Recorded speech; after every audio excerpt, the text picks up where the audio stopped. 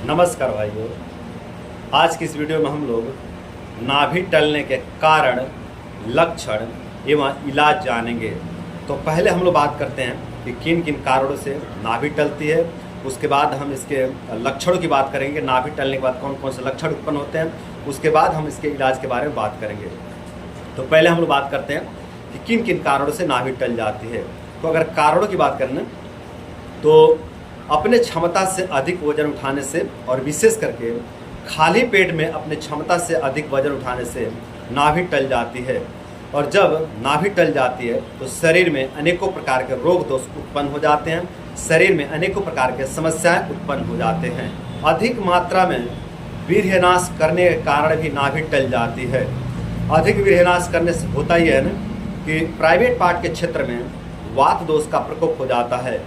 वैसे तो पूरे शरीर में वात दोष का प्रकोप होता है वीर्यनाश करने के कारण, लेकिन सर्वप्रथम प्राइवेट पार्ट के क्षेत्र में वात दोष का प्रकोप होता है वीर्यनाश करने के कारण। और जब प्राइवेट पार्ट के क्षेत्र में वात दोष का प्रकोप होता है ना, तो जो अपना अपान वायु है, जो प्राइवेट पार्ट के क्षेत्र में कार्य करता है, वो अपान वायु ऊपर की तरफ प्रकोपित हो जाता है और ऊपर उठा हुआ अपान वायु समान वायु को प्रकोपित कर देता है। और समान वायु का बिगड़ना ही नाभि का बिगड़ना है। तो जैसे ही अपान वायु प्रेस करता है समान वायु को, तो समान वायु विकृत हो जाता है, मतलब नाभि टल जाती है। और जब नाभि टल जाती है तो शरीर में असंख्य प्रकार के रोग दोष उत्पन्न हो जाते हैं। अनेकों प्रकार की बीमारियां शरीर को घेर लेती हैं नाभि टलने के बाद। अधिक उपवास करने के कारण भी नाभि टल जाती है। अधिक उपवास करने से होता यह है कि पूरे शरीर में और पेट में वात दोष का प्रकोप होता है। और जब पूरे शरीर में और पेट में वात दोष का प्रकोप होता है तो जो अपना असमान वायु है, जो अपना नाभि है, ये विकृत हो जाते हैं। और इनके विकृत होने से शरीर में असंख्य प्रकार के रोग दोष उत्पन्न हो जाते हैं। बहुत ज़्यादा क्रोध करने से, बहुत ज़्यादा चिंता करने से, बहुत ज़्यादा भयभीत रहने से, बहुत ज़्यादा दुखी रहने के कारण भी नाभि विकृत हो जाती है, नाभि टल जाती है। और जब नाभि टल जाती है तो शरीर में अनेकों प्रकार के समस्याएं उत्पन्न हो जाते हैं। किसी भी कारण से जब शरीर में वात, पित्त, कफ या फिर त्रिदोष का प्रकोप हो जाता है तब भी नाभि टल जाती है। तो यदि आपके शरीर में किसी भी कारण से वात, पित्त या कफ का प्रकोप होता है या फिर त्रिदोष का प्रकोप हो जाता है तो जो आपकी नाभि है वो विकृत हो जाती है, बिगड़ जाती है। और जब नाभि बिगड़ जाती है, जब नाभि टल जाती है तो शरीर में असंख्य प्रकार के रोग दोष उत्पन्न हो जाते हैं। तो दोस्तों, ये थे नाभि टलने के कुछ मुख्य कारण। नाभि टलने के और भी बहुत से कारण हैं, लेकिन हमने केवल मुख्य कारणों के बारे में ही बताए हैं। तो ये थे कुछ नाभि टलने के मुख्य कारण। अब बात करते हैं कि नाभि टलने के बाद कौन कौन से रोग उत्पन्न होते हैं, कौन कौन से लक्षण प्रकट होते हैं। तो जब भी नाभि टलती है ना, तो सर्वप्रथम तो पेट पर दुष्प्रभाव पड़ता है और जो अपनी पाचक अग्नि है, जो अपनी जठरा अग्नि है, वो विकृत हो जाती है।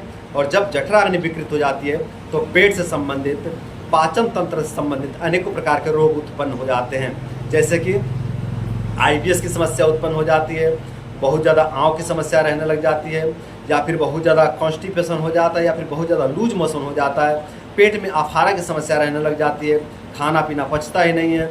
और जो भी खाओ वो ऐसे ही निकल जाता है, पचता नहीं है, तो शरीर को लगता भी नहीं है, शरीर को एनर्जी नहीं मिलती है, बहुत ज़्यादा कमजोरी लगने लग जाती है और शरीर का क्षय होने लग जाता है। मतलब दिन प्रतिदिन शरीर में कमजोरी आने लग जाता है और शरीर नष्ट होने लग जाता है, शरीर का वजन गिरने लग जाता है, आंखों से धुंधला दिखने लग जाता है, बाल झड़ने लग जाते हैं, चेहरा बदसूरत हो जाता है, कुरूप हो जाता है चेहरा, शरीर में झुर्रियाँ पड़ने लग जाती है, युवा अवस्था में ही वृद्ध अवस्था जो दिखाई देने लग जाता है। प्राइवेट पार्ट दुर्बल हो जाता है नाभि टलने के बाद। नाभि टलने की वजह से प्राइवेट पार्ट भी दुर्बल हो जाता है और धातु रोग की समस्या उत्पन्न हो जाती है, हड्डियाँ दुर्बल हो जाती हैं। तो इस तरह के जो कि अनेकों प्रकार की समस्याएं उत्पन्न हो जाते हैं नाभि टलने के बाद। मतलब बात यह है ना कि जब नाभि टलती है ना तो जठर अग्नि विकृत हो जाती है और जठर अग्नि विकृत होने के बाद शरीर में असंख्य प्रकार के रोग दोष उत्पन्न हो जाते हैं। नाभि टलने के बाद शरीर में कौन कौन से रोग उत्पन्न होंगे अभी तक इसकी गणना नहीं हो पाई है।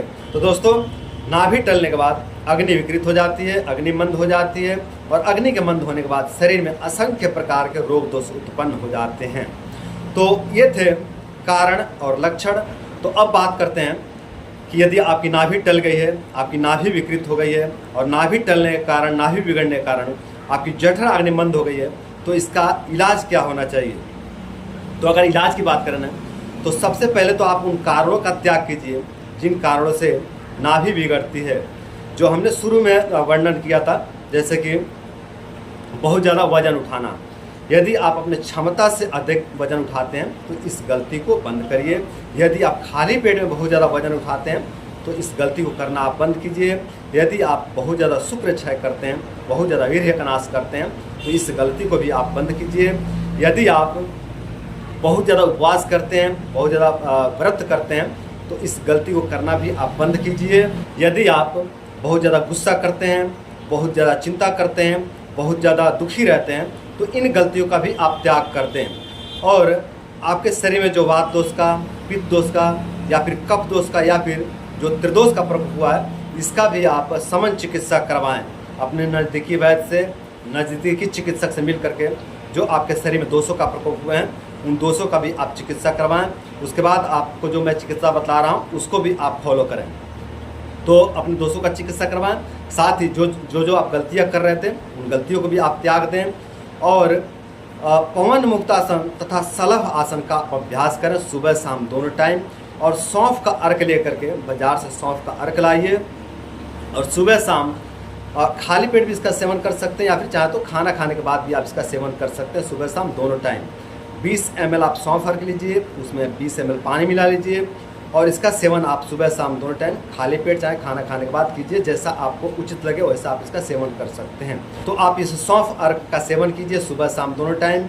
और सलभ आसन तथा पवन मुक्त आसन का अभ्यास कीजिए सुबह शाम दोनों टाइम। तो जो आपकी नाभि टल गई है और नाभि टलने के कारण जो आपको मंदाग्नि की समस्या हो गई है, इन समस्याओं से आपको धीरे धीरे पूरी तरह से मुक्ति मिल जाएगा। तो दोस्तों, उम्मीद करता हूँ कि इस वीडियो से आप लोग बहुत कुछ सीखने को मिला होगा। और साथ ही भी उम्मीद करता हूँ कि इस वीडियो को फॉलो करके आप लोग अपने रोग दोष बीमारी कमजोरी को दूर करेंगे और अपने रोग दोष बीमारी कमजोरी को दूर करके आप लोग अपने जीवन को सुंदर, सरल एवं सफल बनाएंगे। तो दोस्तों, आज के लिए इतना ही। नमस्कार।